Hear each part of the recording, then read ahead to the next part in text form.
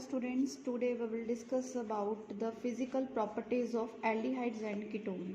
In the last lecture we discussed about the methods of preparation of ketones only, but in this video lecture we will discuss about the physical properties of aldehyde and ketones, and at the last of this video we will also discuss about the structure of the carbonyl group. ठीक है, so बेटा जी first physical property है that is the physical state.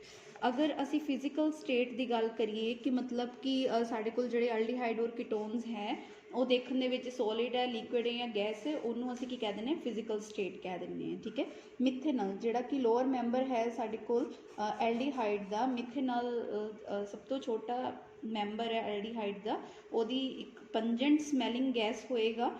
उस तो बाद जिहड़ा ethanol आ जाएगा वो एक वॉलेटाइल लिक्विड होएगा, मतलब पहला वो गैस सीगा फिर वो किच कन्वर्ट हो गया लिक्विड दे विच हौली हौली कन्वर्ट होना शुरू हो जाएगा। वॉलेटाइल का मतलब होंदा जिहड़ी चीज़ ईजीली इवैपोरेट होए। ठीक है, और इहदा जिहड़ी चीज़ वॉलेटाइल होएगी उहदा बॉइलिंग पॉइंट भी होएगा, और उहदा बॉइलिंग पॉइंट कितना होएगा, इथेनॉल का बॉइलिंग पॉइंट है साढ़े कोल 294 कैलविन।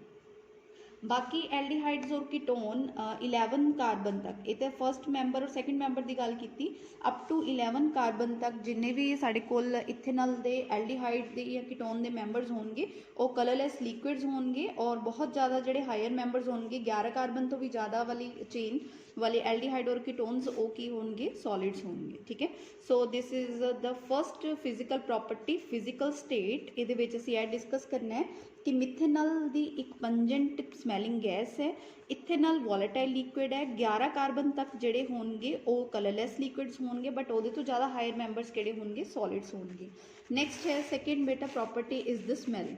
लोअर मैंबरस जोड़े होंगे एल्डिहाइड और कीटोन्स के, उन्होंने अनप्लीजेंट स्मैल होएगी, बट जिस तरह हायर मैंबरस आते जाएंगे, जिस तरह as the molecular size increase तो जोड़ा ऑर्डर जोड़ा होएगा स्मैल जी होएगी वो लैस पंजेंट होंदी जाएगी, और कि तरह काम करना शुरू कर देगी, मोर फ्रैगनेंट होनी शुरू हो जाएगी। ठीक है, इनफैक्ट जोड़े नैचुरली अकरिंग एल्डिहाइड्स और कीटोन्स हैगे ने उन्होंने जोड़ा कीटोन एल्डिहाइड और कीटोन है वो ब्लैंडिंग्स और परफ्यूम वास्ते यूज़ किया जाता और फ्लेवरिंग एजेंट्स वास्ते यूज़ किया जाता। ठीक है, सो स्मैल के असीं की याद रखना, जो लोअर मैंबरस है अनप्लीजेंट स्मैल्स देंगे ने, but higher members pleasant smell देंगे ने।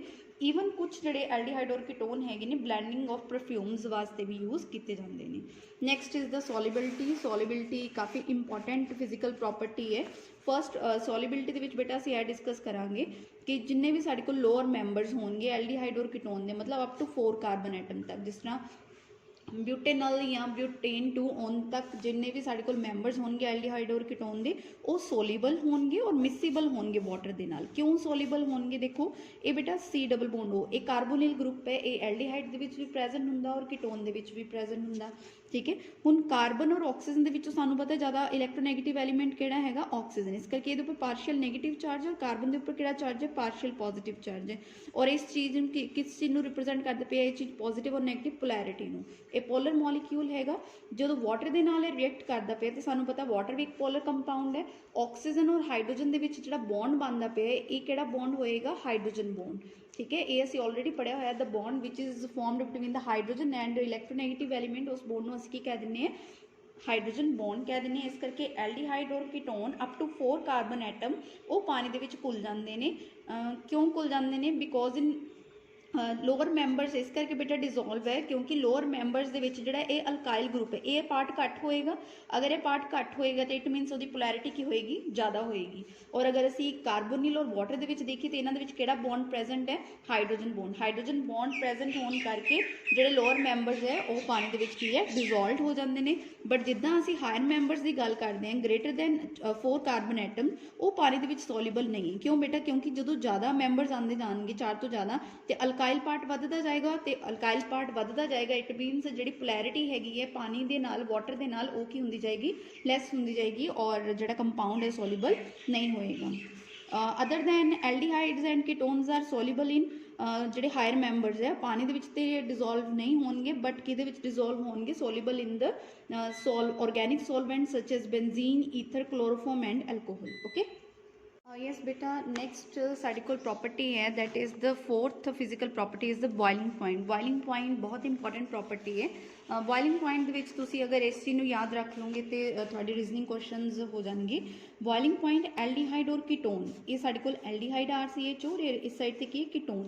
ਬੋਇਲਿੰਗ ਪੁਆਇੰਟ ਐਲਡੀਹਾਈਡ ਔਰ ਕੀਟੋਨ ਦਾ ਹਾਇਰ ਹੋਏਗਾ ਦੈਨ ਦ ਹਾਈਡਰੋਕਾਰਬਨ। ਹਾਈਡਰੋਕਾਰਬਨ ਦਾ ਕੀ ਮਤਲਬ ਹੈ, ਅਲਕੇਨ, ਬਿਊਟੇਨ, ਮਿਥੇਨ, प्रोपेन उन्होंने तो ज़्यादा होएगा एंड ईथर्स तो ज़्यादा होएगा। ठीक है, ईथर्स भी की होंगे ने वीकली पोलर कंपाउंड्स है, बट जो बॉइलिंग पॉइंट होएगा एल्डिहाइड और कीटोन का वो लेस देन होएगा एल्कोहल तो और कार्बोक्सिलिक एसिड तो। ठीक है, क्यों इस चीज़ होएगी उस देखते हैं। देखो, boiling point of aldehyde and ketones are higher than those of the non polar compound. Non polar compound ਦੇ ਵਿੱਚ ਕੀ ਆਂਦਾ, hydrocarbon, methane, butane, pentane, propane और वीकली पोलर कंपाउंड्स ਦੇ ਵਿੱਚ ਕੀ ਆਂਦਾ, ethers. Boiling point of aldehyde and ketones are lower than that of the alcohol, but alcohol तो और कार्बोक्सिलिक एसिड तो इन्हों का बॉइलिंग पॉइंट की होएगा, घट होएगा। क्यों इस चीज़ हो रही है, क्योंकि अगर असी एल्डिहाइड और कीटोन दोनों की गल करिए उन्होंने जोड़ा कार्बोनिल कंपाउंड है, कार्बोनिल कंपाउंड कि C double bond O। Carbonyl compounds के देखिए एल्डिहाइड और कीटोन दोनों के जोड़े पोलर कंपाउंड होने करके इन्होंने डाइपोल डाइपोल इंट्रैक्शन हो रही है। इन्होंने दोनों के इंट्रैक्शन हो रही है, डाइपोल डाइपोल इंट्रैक्शन हो रही है कार्बोनिल कंपाउंड, चाहे वह एल्डिहाइड है या कीटोन है। और डाइपोल डाइपोल इंट्रैक्शनस जी होंगी है वो वीक होंगी है than the intermolecular hydrogen bonding. अगर असी अल्कोहल की गल करिए ROH लिखते हैं, ये हाइड्रोजन बॉन्ड प्रेजेंट है ना, पिछे CH3OH आएगा, वो हाइड्रोजन बॉन्ड है। अगर असी कार्बोक्सिलिक एसिड की गल करांगे तो वो भी हाइड्रोजन बॉन्ड प्रेजेंट है। बट अगर असी एल्डिहाइड और कीटोन की गल करांगे ये की प्रेजेंट है, डाइपोल डाइपोल इंट्रैक्शन प्रेजेंट है दो कार्बोनिल कंपाउंड्स करके। इस करके जी डाइपोल डाइपोल इंट्रैक्शन होंगी है वीक है than the intermolecular hydrogen bonding in the alcohols and the acids. Okay, so boiling point मैं लास्ट एक बार फिर तो रिकैप्चुलेट कर रही हैं कि बॉइलिंग पॉइंट एल्डिहाइड और कीटोन का ज़्यादा होएगा हाइड्रोकार्बनस तो और ईथर्स तो, बट घट होएगा अल्कोहल और कार्बोक्सिलिक एसिड तो, क्योंकि एल्डिहाइड और कीटोन दे विच कार्बोनिल ग्रुप जिहड़ा प्रेजेंट है उहदे विच डाइपोल डाइपोल इंट्रैक्शन होंदी है, और जिहड़ा कार्बोक्सिलिक एसिड और अल्कोहल है उहदे विच हाइड्रोजन बॉन्डिंग होंदी है एंड डाइपोल डाइपोल इंट्रैक्शन जिहड़ी होंदी है वो वीक होंदी है than the intermolecular hydrogen bonding. ठीक, ये एक होर थोड़ा जिहा नोट करने वाली गल है, ketones have higher boiling point than the aldehyde. अगर असी एल्डिहाइड और कीटोन की गल करिए तो इन्होंने दोनों केसिस के कीटोन के कोल की होएगा ज़्यादा बॉइलिंग पॉइंट होएगा दैन द एल्डिहाइड, क्योंकि ये इलैक्ट्रॉन रिलीजिंग ग्रुप दो प्रेजेंट है around the carbon atom. Ketone असी इसी तरह लिखते हैं RC double bond O R, और दोनों के दोनों की है इलैक्ट्रॉन रिलीजिंग ग्रुप है, इस करके कीटोन की होएगा ज़्यादा बॉइलिंग पॉइंट है। आई होप कि ये थोड़ा समझ आ गया होएगा जो मैं थोड़ा फिजिकल प्रॉपर्टीज़ करवाइया ने उन्होंने बेसिस के उपर ही साढ़े को एक नैक्सट क्वेश्चन है, ये तुसीं खुद करने की कोशिश करनी है। Arrange the following in increasing order of their boiling point. साढ़े कोल की है, इतने मैं 4 कंपाउंड्स दिते, एक एल्डिहाइड है, एक कीटोन है, एक साढ़े कोल ईथर है, एक ही है साढ़े कोल सिंपल हाइड्रोकार्बन है, अल्केन है। तुसी जो मैं पिछे तुहानू एक्सप्लेन किया वो अकॉर्डिंग तुसी दसना है कि बॉइलिंग पॉइंट किहदा ज़्यादा होना चाहिए और किहदा की होना चाहिए, घट होना चाहिए। ओके स्टूडेंट्स, नेक्स्ट है डिस्कस करना जो असी topic that is the structure of the carbonyl group. Carbonyl group जो कि C डबल बॉन्ड O वाले ग्रुप में असी की कह दें कार्बोनिल ग्रुप।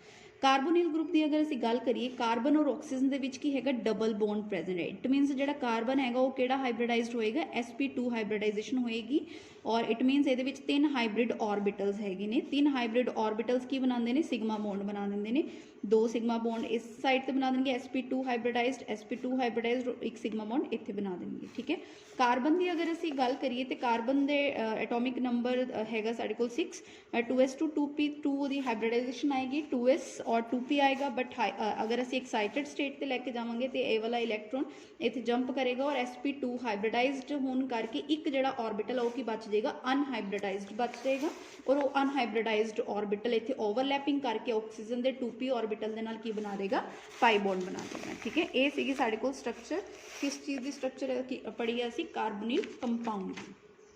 यस बेटा, हुण अगर असी गल करिए कि ऑक्सीजन जिहड़ा हैगा oxygen atom in the carbonyl group is more electronegative than the carbon, इस करके इहदी इलैक्ट्रोनैगेटिविटी ऑक्सीजन की ज़्यादा होएगी, जिदे करके ऑक्सीजन अट्रैक्ट करेगा electron cloud of the pi orbitals towards itself and acquire केड़ा करेगा पार्शियल नेगेटिव चार्ज एक्वायर करेगा, और कार्बन के ऊपर केड़ा चार्ज आएगा पार्शियल पॉजिटिव चार्ज आएगा।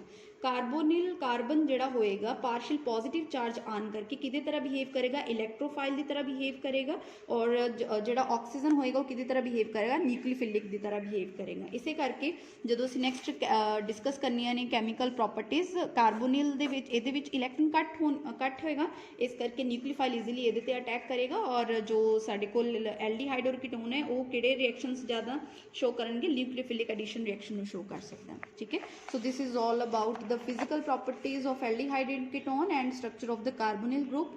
In case of any doubt, beta feel free to ask. Thank you.